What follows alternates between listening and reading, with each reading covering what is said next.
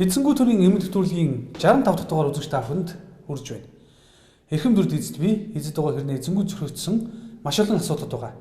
Эзэнгүүдэд зөрчигдсөн асуудлууд байна гэдэг нь эзэнгүү төрийн эмнэлэг нэвтрүүлэг үзэгч та бүхэндээ хүржүүлнэ гэсэн үг ээ. За эзэнгүү төрийн эмнэлэг нэвтрүүлгийнхаа энэ удаагийн дугаараар бид зохиомол хэргийн золиос гэсэн сэдвээр нэвтрүүлэг бэлтгэн үргэхээр боллоо. Зохиомол хэргийн золиос. Хис хэрэг гэж байдаг уу? Байдаг бол тэрийг хэн зохиодог вэ? Зохиогчд нь ямар ашиг хонжооны төлөө бусдыг хэлмэдүүлдэг вэ? Зохиомол хэргийн золиос болгочд хэрхэн зовж шаналдаг вэ? Эд хөрөнгөө булаалгах, эхнэр хүүхдээсээ салж хагацах гээд гүтгэлэг, доромжлол, гомдол, цөхрөл, сэтгэл гутрал. Энэ бол зохиомол хэргийг найруулагчдын цацсан хор уршиг.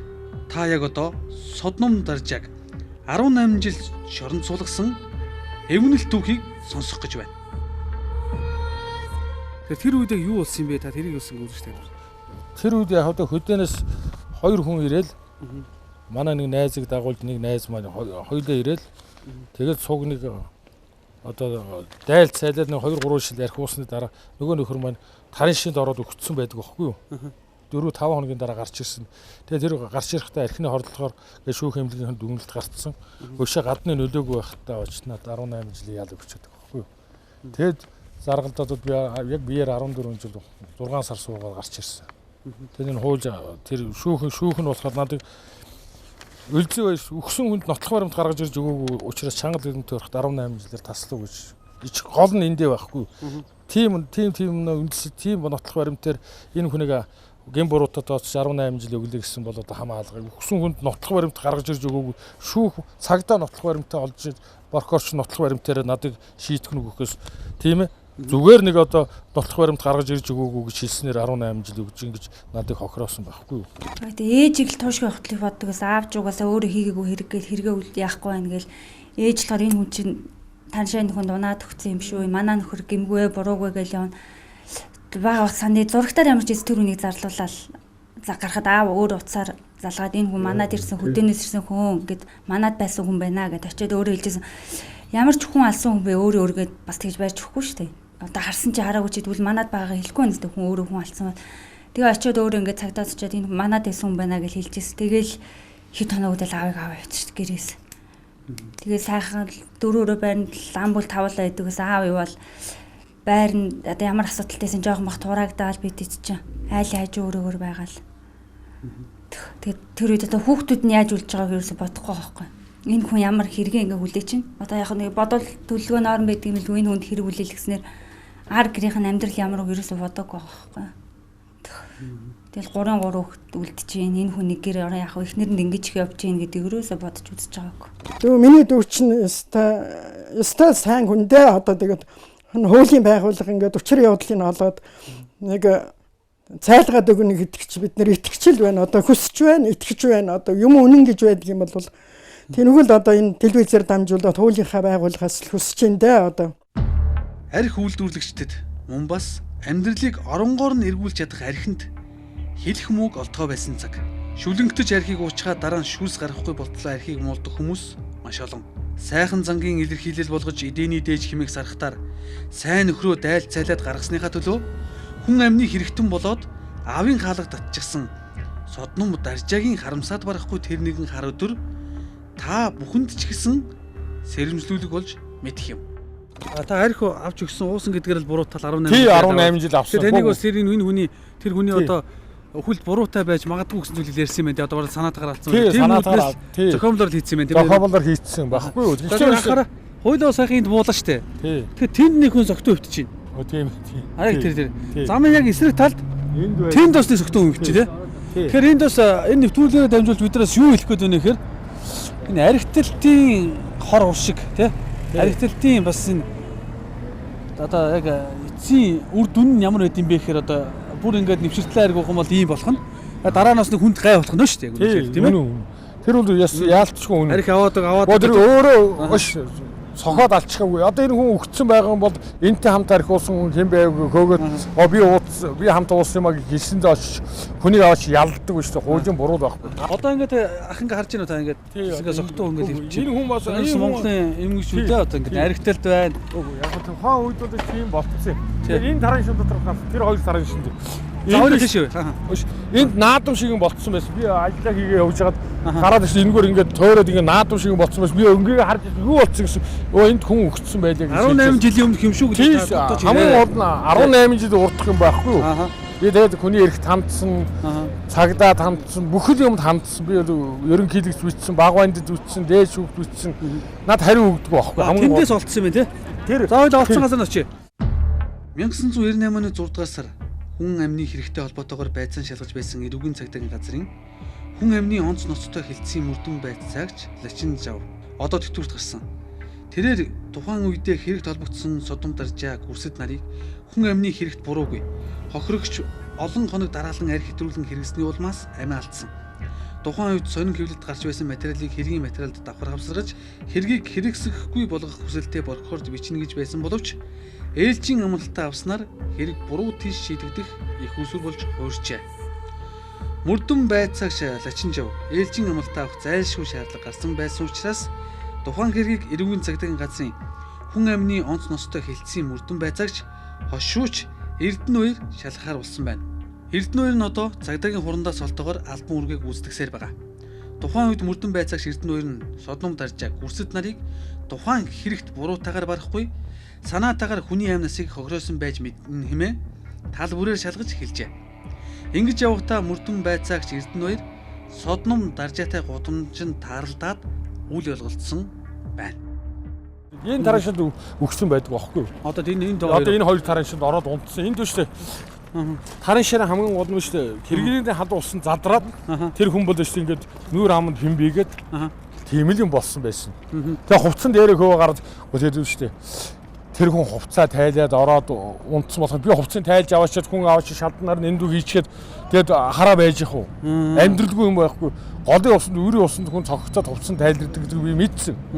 Тэгсэн шүү цаг энэ дотор орж өгөхөд эндээс гаргасан. Яг энэ дотроос гаргасан. Цагдаагийн юута 69 энд зогссон гад юу усны зэрэгээрээс оруулаад энэ дөр нэр ус манай байр энэ. Би тэр 9 давхар тэр миний байр тэр одоо ч 4 өрөө байр тэр 9 давхар байгаа. Би цагтаа сайхан ажиллаж явсан. Тэгээд тийм өөрөөр шагнуулж ирсэн гэдэг юм лээ таны сайн тийм ээ. Би шагнуулж ирсэн. Би Батмөнх дарагтаа хүртэл зураг авахудаад өнөө сонд гараа би алдартай шаавын хүн байсан би өөрөө тийм ч хүн байсан. Надад байсагч хүртэл чи хүн асуух уу гэж асууж үзээгүй. Үний юм л тэр. Би надад алдсан бол чи тэгээ боогоод алч чи сохоод алч чи хутглаад алч тийм байхгүй. Сүйдээ би хийс.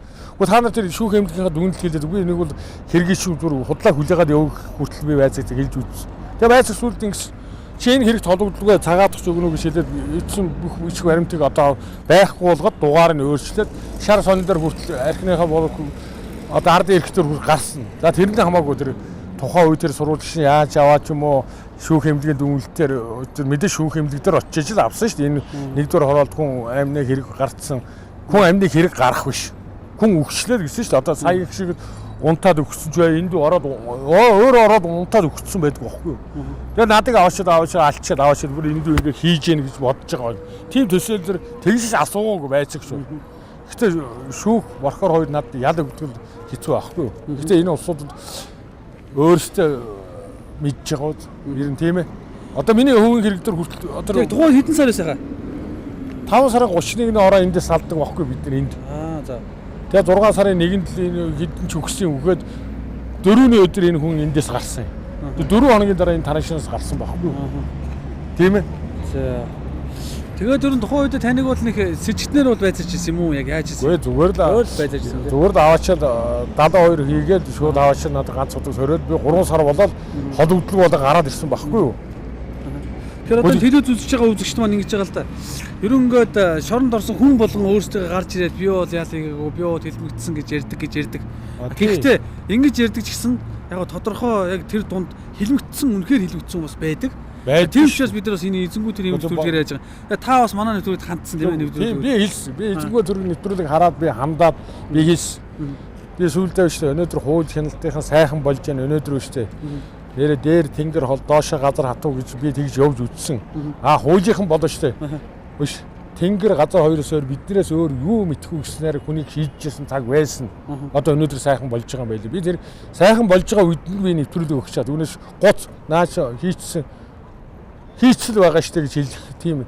Гэтэ хавц хэрэг миний хавц хэрэг аваач дугаар өөрчлөлт нь муухай байхгүй. Шар шондар гарсан байцаагч энэ хэрэг толгоддгоо гэж цагаатгаж өгсөн. Хамгийн юм устгаа ичээ дахиад давхар дугаар хийцсэн байгаа байхгүй юу?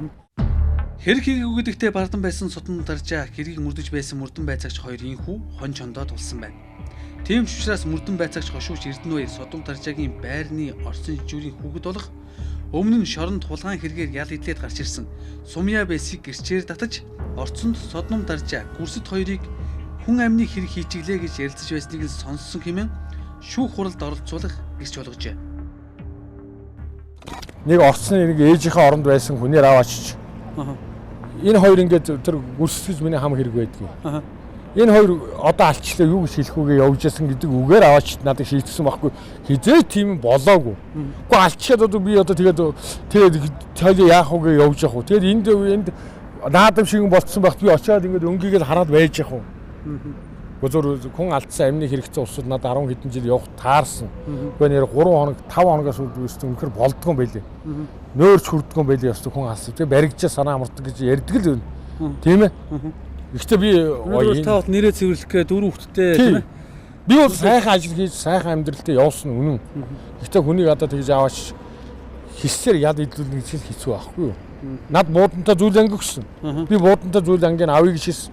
Наадах ч би авъя ерөөс ярьш. Чамд байцаач хэлсэн. Чамд өгөх зүйл анги байхгүй содон дарж гэсэн байхгүй юу? Тухайн үед би хууль мэддэггүй байлаа. Тийм ээ. Гүн наадах ч авъя тэгж хэлүүлж байгаа л гэж бодсон тийм. Тийм шүү дээ үнэн шүү дээ. Ингэснээс буудулцсан дээр гэсэн. Тэгсэн чинь байцааг солон гутаа надад тэгдэг байхгүй юу? Буудангөө зүйл дахиад байцаагч өөр байцаагч ирэн гутаа буудангөө зүйл анги авсандаа баярл гэж юу гэж байгаа юм бэ? Одоо тэр хурандаа байж байна. Энэ хүү одоо бидний харагдж байгаа энэ тараншаа байна. Одоо энэ нэгдүгээр хороолт байдаг. За энэ хүү тараншаанаас одоо тухайн тэр цуг аригдсан хүнийх нь зогц гарч ирсэн байт юм байна. За үзэгч та бүхэн камерны дуран бол цантж байна. Энд бол айгүй халуун байна. Одоо бол 9-р сарын өнөөдөр 7-ны өдөр. Тэгэхэл одоо ийм их халуун. Эндээс бол мэдээж хэрэглээний халуус явж байгаа. Халуун байна. За энд бол ингээд хүн амт орж иж унтдсан юм шиг байна. Энэ дээр төмөр таг бол ерөөс онгорхой байна. Тэгээ үзэгч та бүхэнд үзүүлье. Тэгэхээр иймэрхүү орчинд бол мэдээж арх уусан хүн орж ирээд хэрвээ унтаад за тэгээд энэ хэрэглээний халуус зад явхад бол мэдээж хүн. Тэгээд тэрийг одоо хүн амны хэрэгтэй холбогдуулаад тэр алсан байж магадгүй алаа дараа нийшээгээд энэ төрбөг одоо хагалцсан юм шиг одоо өдөггүй одоо энэ хүний хилээд байгаа содон таньшаагээд иргэн хохирсон гэдэг байгаа өөрийгөө гин буруугүй би бол одоо хүн халаагүй. Би тэрнтэй бол арх ухаан уусан. За манад Монгол хүний зочломтой зангаар бол би тухайн үед мөнгө төрөхтэй өж байсан. Би хүн ороод ирэхэд нэг дайлаад гарах тийм чадaltaй хүн байсан. Сайхан ажилтай хүн байсан. Тэр үүднээсээ бол одоо гаргасан, дайлаад гаргасан. Тэгтэл одоо дараа нь хүн амны хэрэгт чиглэлдээд энд яг гэрийнх нь ойролцоо хүн нас оржээгээд зургатаар ангууд өөрөө бүр дуудлага өгөөд тэгээд наад хүний чинь би тань манад ингээд хэд хоногийн өмнө ирээд арх угаа явсан хүн байна гэдэг ингэжсэн. Тэгтэл энэ хүний чинь 18 жилээр ингээд ялцсан. Зохиомл зэргийн золиос гэж бидний нэвтрүүлгээ албаар нэрлэж байгаа. Энэ үнэхээр халуун байна. Энд 10 минут байхад л хэцүү байна. Тэгээд ив ирүүл хүн гэж байгаа юм чинь арх уусан хүмүүд ямар байх вэ? За одоо ингээд дэшээ бид одоо гаръя. Ямар ч гэсэн энэ хэргийн талаар эцэнгүү төрлийн нэвтрүүлэг үзэгч та хүндээ цувралаар хүргэнэ. 1998 онд одоогийн нийслэлийн шүүхэд тухайн хотын шүүх гэсэн нэршилтэй байхад тухайн хэргийг Гарима гэж шүүгч даргалан шүүжээ. Гарима шүүгч одоо тэтгэврт гарч ирсэн байна. Харин тухайн үед яллах дүгнэлт үйлдсэн хотын прокурор байсан Цэнгэлман мөн адил тэтгэврт гарч ирсэн байгаажээ. Тухайн үед хэргийн гэрч гэж ээжийнхээ оронд орсон жижүүр төр хийж байсан 35 настай Сумья Бэсийн үнэн худал нь мэдэгдэхгүйгээр шүүх бүрэлдэхүүн яллах дүгнэлт үйлдэж содном даржаа гүрсэд хоёрт адилхан 18 жилийн ялыг оноож чанга дэглэмтэй зүүн хараагийн дэртийн хорих ангид хоёуланг нь ял идлүүлэх тогтоол үлджээ.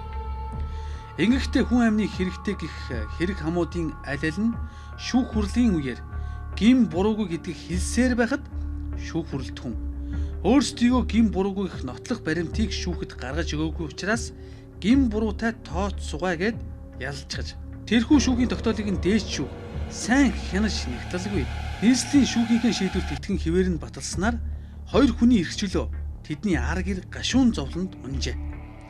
Тэр цаг мөчөөс хойш Содном Даржаа гүрсэд нар удаа дараа гин буруугүй хэр сэргээр ял тулгачглаа хэмээн хууль хяналтын байгууллагад хандаж байсан ч тусыг ис олж ялын хугацаагаа биеэр эдлэн дуусгасан байна. Тэд суулгадаад хандаж болно гэж найдсан бүхий л байгууллагаар хандсан боловч нэгэн дөнгөрсөн хэргийг эргэн сөхөж хариуцлага алдсан албан хаагчид хариуцлага тооцохыг хэн ч хүссэнгүй. Тэрж байтугай хүний эрхийн үндэсний комисс хүртэл хөөцөлдөж чадахгүй гэдгээ хэлсэн юм. Нөөгийг ажгүй болоод явж байгаа юм биш үү? Тийм, би ч өөрөө нэг төрөөс санаж авах хүний эрхийн үндэсний комисс гэж би байгууллагатай байгаа төмөр гэдэг их хурлын гишүүн байхад нь их заргалдсан зарга үүссэн. Танад одоо энэ өргөдлөн хүрдэг байгаа биш. Шоронгоос танад өргөдлөө өссөн чи яасан гэхлээр танаа хариу үгүй бидэн. Манайх шүүхийн үйл ажиллагаанд оролцдог юм а болдгоо юм а. Гараад ирсэн хүн чинь таны төлөө бид нар явж чаднаа. Түүнээс болоогоос үүдлээ бид нар шүүхээр яд идлэг болт бид таны төлөө явж бод чадна манайх. Тийм үү. Өөр байлээ. Шүүх гин буруутай гэсэн таны шүүхийн шийдэх тогтоолыг зөв байна, буруу байна гэж үзэх манад ямар ч хөөцөн эрхэмжээ байхгүй. Ерөөсөө олон улсад хүний эрх үндэсний байгууллага тийм их байдаг. Шүүхийн шийдвэрийг зөв буруу гэж хинж үнэлдэхгүй. Тухайн шийдвэрийн шүүхийг үнэлдэг. Харин шүүх таныг буруугүй гэж үзчихвэл тийм шийдвэр гарчихвал энэ хүн хэлсэн яг тийм болчихоо. Гэж дуурах эрх бид нар шууд нэгдэг. Тийм ээ? Та нар болооч энэ хүн одоо өнөөдөр шүүх таныг гин буруугүй гэж үзээд цаадтад гарчих юм бол заадаг хаа 18 жил хүн хохироос нь төр буруугаа үлээх хэвээр хохирлоо бардуулах хэвээр бид нар дуурах хэрэгтэй болно таа. Гэтэл тийм байхгүй байгаа үед таныг одоо би нэг материалыг ч мэдгүй юу мэдлээч би хийх байхгүй шүү дээ. Эрхэн чөрчөгдсөн иргэн ингэтлээ цөхрөнгөө бараад хандаж байхад өгсөн хариулт нь өөрөөсөө бүх юмаа хөөцөлдөөд буруугүй байсан гэдгээ нотлуулаад хүрээдэр дараа нь бид туслана гэдэг үгэл байсан харамсалтай. 18 жилийн турш хүн алсан ялтан гэж соллуулаад шоронд ял идлээд гараад ирж байхад Содном Даржаа гэдэг хүний төлөө зүтгээгүй хүний эрхийг хамгаалан урайтай байгууллагад манай нэвтрүүлэгт хандсан иргэн гомдхийн дээдэр гомдсноо хэлж байлаа. За эзэнгүй төрийн эмнэлэг нэвтрүүлэг үргэлжлэж байна. Тэгэхээр бид хэвлэлийн хүрээлэн дээр ирсэн байна. За энд яах гэж ирсэн бэ гэхээр бид 1998 оны за 6 сарын 5-6-ны өдрүүдийн сонин өдөр шүүхээр ирсэн байгаа. За яагаад тэгэхээр манай нэвтрүүлэгт хандсан Содном Даржаагийн дасан шийдвэрлэх тогтоол гэдэг одоо энэ дээр байж байгаа. За энэ дээр бол одоо би бол гин буруугүй гисээр байхад нь бол одоо ингээд 18 жилийн ялаар бол одоо тухайн үед шийдэгж байсан. Одоо энэ бол тухайн үеийн бид нар бас яг энэ шүүхийн дасан шийдвэрлэх тогтоолын хуулбарыг бас ингээд авсан байгаа. Тэгээд энэ дээр бол нэг зүйлийг анхаарал татаад байгаа. Тэгээд бид нар бас энэ нэвтрүүлгийг хийхдээ ч гэсэн бас олон баримтыг цуглуулж энэ хүнээр хийхгүй юу? Үнэхээр энэ хүн хэлмэгдсэн үгүй юу гэдгийг бас энэ тодруулж хийж байгаа. За энэ дээр бол одоо нэг анхаарал татж байгаа зүйл нь ийм шүүгдэгч нар өөрсдийн гин бурууг нотлох баримтаар нотлох. За үлзий баярын аймнаас хохироог үгүйсгэх баримт гаргаж өгөөгүй тул гин буруутай тооцож ял шийдэгд оногдуулах хүнсэлтэйг шүүх үрэлтэх хүн дүгнэ гэж байгаа. За тэгэхээр яг иймэрхүү сонин дүгнэлттэйгээр энэ хүний бас амьдралыг бас ингээд шийдсэн байдаг юм байна. Тэгээд энэ дэр өөрийнх нь бас тухайн үедээ гаргаж ирсэн өргөдөлгээд бүх юм нь байгаа. Тэгээд бид нар ийшээ ороод тухайн үед бол одоо эдрийн хүн алсан хүн амны хэрэг толбогдсон гэдэг байгаа хүн бол одоо арх хууж яваад энэ тараншааны нүхэнд одоо арх хэтрүүлсний улмаас одоо амнаас аллаа гэсэн тухайн үед одоо ардын ирэх за шар сонин дээр гарч ирсэн байна. Тэднийг бид нар олж авахаар хэвлэл өрөөлөд ирсэн байна. Ийшээ орцгоё. 98 он гэжтэй. Тийм 98 оны. Яг л ардын ирэх юм байна. Тийм ардын ирэх шар сонин байсан. Хэргийн материал данх үдэгдсэн шар сонин ардын ирэх сонин дээр гарсан материалуудыг олж авахаар хайсан боловч харамсалтай нь тухайн дугаарууд үдэгдээгүй үлдсэн үү? За үдсэн байсныг нь хэн нэгэн авчихсан уу бүү мэд. Ямар тач олдсонгүй. Гэсэн хэдий ч ирэл ингээд мухалдсангүй. Бидэнд үнэн бод мэдээллийг өгч чадах нэгэн хүн байсан нь Содом Даржаа гүрсэд хоёрын хоригдож байсан хорих ангийн дарга Бат Цоож байлаа. Тиймээс бид түүнтэй уулзахаар зүүн харааг зорьсон юм. Бидэнд олдсон мэдээллээр Далтын хорих ангийн захирагч байсан Бат Цоож нь дэвтгүртээ гарч ирсэн байгаа гэсэн мэдээлэл байлаа. Дүүгийн маань одоо том охин Солонгост амьдардаг. Эхнэр нь бас Солонгост амьдарч байгаа. Тэгээ урилга өгөөд дүүгийн маань одоо тэр үедээ тэнд аваачиягийнхаар одоо ингээд эрхэн хязгаарлагдаад тэгэхээр одоо гэлмэгдэж ядаа идэл гарч ирсэн боловч одоо явах эрхгүй л одоо ингэж бахарч байна. одоо дүү маань одоо ийм хэрэг төвөг одоо хийгээгээ. Тэгээд одоо ах дүү бид нэр үр хүүхэд хань ижил бид нэр одоо маш их сэтгэл донд одоо энэ хэрэг нь одоо үнэн олдож цайх болов гэж одоо цагаатах болов гэж одоо бодож явж байна. Нэвтрүүлгийн баг Дартийн хор хангийн захирагчаар ажиллаж байсан Батцоожийн гэрийг хэдэндээ төөрж бүлдэлсний эцэст олж нэвтрүүлэгт хандсан Содном Даржаагийн биед дуу хураагч асан хор хангийнхан даргын гэрт оруулж яриаг нь нууцаар чагнаж давхар хяналт хийж хэр үнэн бодтой зүйлийг ярихыг нь чагнасан юм. Энэ үеэр ангийн захирагч нь түүнтэй илдгээр харьцаж тодорхойлт хийж өгснөөр гэрээс нь гарч ирсэн юм. Манай нэвтрүүлэгт хандсан Содном Даржаагийн бидэнд хэлсэн бүхэн өөр хүмүүсийн үгээр батлагдаж байсан гэдгийг энд хэлэх нь зүйтэй юм. Хилмигдэж би ч одоо хилмигдсэн хүн шүү дээ таач мэдж байгаа тийм. Одоо тэр тухайгаан тэгээд ингээд та одоо нэг бүхний эрх мэрэгт хандаж байсан шүү дээ төмөргээд их хурлын гишүүн эрхт нь тэр мэр талаас энд манад ингэж хэлсэн гэдэг баримт цуглуулж байгаа байхгүй юу. Тийм одоо тэгээд та надад ингээд байж ах ийм хүмүүжлэлтэй одоо тэгээд би ийм учраас хүний эрхт хандаж байсан. Тэгээд төмөр гэдэг хүн байж ах үед нь хандсан би гэдэг ингээд тан дээр би 13 жил энд байсан гэдэг би хэлсэн л дээ. Адвар би одоогоос тодорхойлж байгаа бичиж байна шүү дээ тийм ээ. Оо тийм ээ тийм. Би тгий. Бид нар чинь тэгж яг би эдгээр чинь бас уулыг баг зэрэг мэдж байгаа усууд хэлж ийлээ бас. Аль дээр үү дээ. Тийм-с. Тэр хэрэг мэрэг чинь ахын шалгаж байлгаад ингээд одоо яа тийм яг хэлж мэдчих үе юм асуухаар бол харин тэр байцаагч юм шалгаж байгаа хүмүүс нь уулзвал би харин. За. За. За.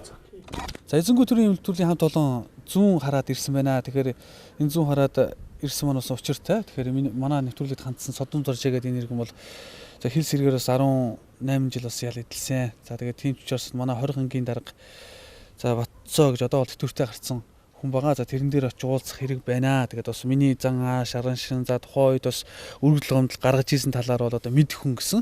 За бид нар бол нэлээ орой ирлээ хамгийн гол нь замдаа сатаад.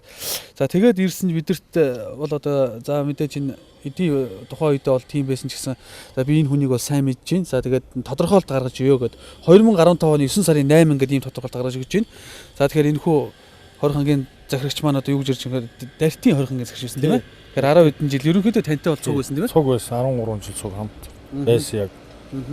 Тэр мэн яг энэ дээр бичсэн зүйлүүд бол байна л да. Намайг 2000 оноос хойш 430 дугаар ангийн даргаар ажиллаж байхад за тус ангид одоо гүрсэд Содном Даржаа хоёр одоо хил сэргээр ял эдэлж байсан ба за тэд хил сэрэг шийтгдсэн тухай ярьж энэ талаараа улсын дээч улсын ерөнхий прокурор дудаадараа өргөдөл гомдол гаргаж байсан болно.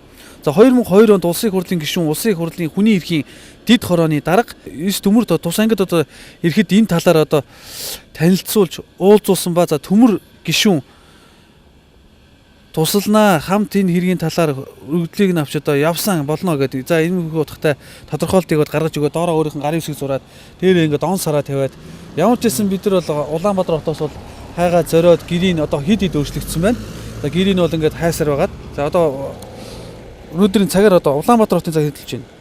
За 23 цаг 12 минутанд одоо бид нар ямарчсан ингээд хүний олоод тэгээд ямарчсан хот руу буцах гэж байна. Тэгэхээр мэдээж манай нэвтрүүлэгт хандсан Содом Даржаагаад энэ хүний талаар энэ хүнийг үнэхээр одоо хилмигдсэн одоо 3 гарч ирээ 3 4 жил хөөцөлтөө зөвхөнгөө барцсан тийм ч бас одоо арга гуриг нь манай нэвтрүүлгийг үзэж байгаад хандсан байгаа. Тэгэхээр энэ нэвтрүүлгийг үзсний дараа хууль эрхлэлийн байгууллага маань ч гэсэн одоо хүн амны хэрэгтэй 2 хүнд одоо 18 жил яалаг гоо тэр хоёрыг нэг дор анги руу хуваарлна гэдэг бол бас утга учир дутагдaltaй зүйл байгаа тийм ээ. Тий. Тэгээд энд одоо ялаа идлээд гарсан 14 жил 6 сар суугаа гарсан. Тий. Тэгэхээр мэдээж энэ хугацаанд бол хүн хэцүү байсан талаар бол ярьсан байгаа. Гэхдээ хамгийн гол нь энэ хүү бас шүүх шийдвэр тогтоол дээр болгоод юу гэж хэлсэн гэхээр өөрсдийнхөө эсрэг гин бурууг нотлох баримт гаргаж өгөөгүй тул одоо шийдгэлээ гэсэн зүйл байсан. Ерөөсөө тийм л зүйл бичсэн байсан шүүхийн юун дээр. За түрүүн одоо энэ өргөдлийг гаргаж өгдөг ангийн захирагч бол танд бол одоо мэдээж сайн байсан гэж юм тийм ээ. За энэ бол одоо би бас мэдээж ангийн захирагчийн хувьд хэрэг хийсэн хэрэгээгүй хүнээ ялгана гэдэг. Таныг бас гадуур заалтанд ажил хийлгдэг байсан гэдэг. Тийм байсан. Чанарын юунд байх чинь гадуур заалтанд ажил хийлгэж Одоо 13 жил хамт би яг ингээд хамт Итгэлийн алдаагүй ингээд байж байгаа гарсан. Тий. Тухайн үед бол төвчээрэл гэжсэн юу гэжсэн бэ? Ер нь яг одоо чи Гараа хөөцөлдөрөө гэжсэн үү? гараад хөөцөлтөд энэ үнэн мөнөө олох байлгүй дээ чи. Энэ миний хийж өгсөн ажлын үүргийг л чи ямар ч байсан энэ байх хугацаанд энэ шүүхийн тогтоолтой байх хугацаанд чи одоо хэрэг зөрчил тарилгүй ингээд ажил итгэл найдварыг хүлээгээд ажил хийж байгаараа л гэсэн. Итгэлийн алдаагаа гараад ирсэн юм тийм ээ. Тий. Тэр үнэн мөний төлөө явж байгаа тийм ээ. Үнэн мөний төлөө хамгийн гол нь явж байгаа бид нэр. Аа. За буцах уу? За буцъя. Хийсэн хэрэг хүч хэрэгтэн болоод явж байсан харамсалтай жишээ бидний өмнөх нийгэм үдэж байсан. Гэвч тэр үед хууль хяналтын байгууллага бурууга хүлээж алдаагаа засч цагаатгаж чадаж байсан гэдгийг одоогийн хууль хяналтын байгууллагын шударга ажилтнуудад эргэн сануулж сэтэл аваасаа гэсэндээ нэгэн бодит бичлэгийг хүргэж байна. Тийм ээ. Шударга ёс ялж прокурорын байгууллага гаргасан алдаагаа шударгаар засаж ард түмэндээ үннийг хэлэх эрүүл саруул ухаантайгаар харууллаа. Ийм учраас одоо бүгдийг одоо цагаатгах гэсэн бид нар үнэлтэд бичсэн юм л да. Ингээд улсын дэвшгийн бүгд хурал одоо авч хэлцээд ямар ч байсан одоо зарим зүйлүүдийг шалгуулъя гэж ингэж буцаасан. Ингээд уралдах одоо тасан шийдвэрлэх тогтоолоо хүчингүй болгосон. Ийм учраас өнөөдөр бид одоо тантай уулзаж энийг мэдэгдэж таныг өнөөдөр хориг гадраас одоо суллах шийдвэр гаргаж байна. За ингээд тогтоолтой байна.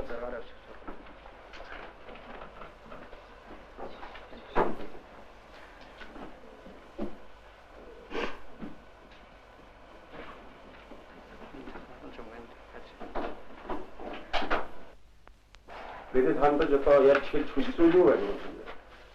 Намайг одоо ингээд үнэн мөний минь олж өгч байгаад бол би туйл их баяртай байна. Гэхдээ би сэтгэлээрээ бол өчнөө олон жил би бол хохирсон. Эндээ бол өстой гомдод баршгүй. Хэдэн жил болж байгаа вэ? Ер нь харах гадаа. 2 сард. Яг 5 жил 2 сар болж. Эчингүүвээ яхны доо. Онгор зүрхийг уйрасаа. Эдийн цагаан уйхан доо. Эчингүүвээ доо. Ичиг надад хайрцаа. Эдэд миний доо. Эчингүүвээ доо. Үсэбүүвээ аяасан. Миний хайртай.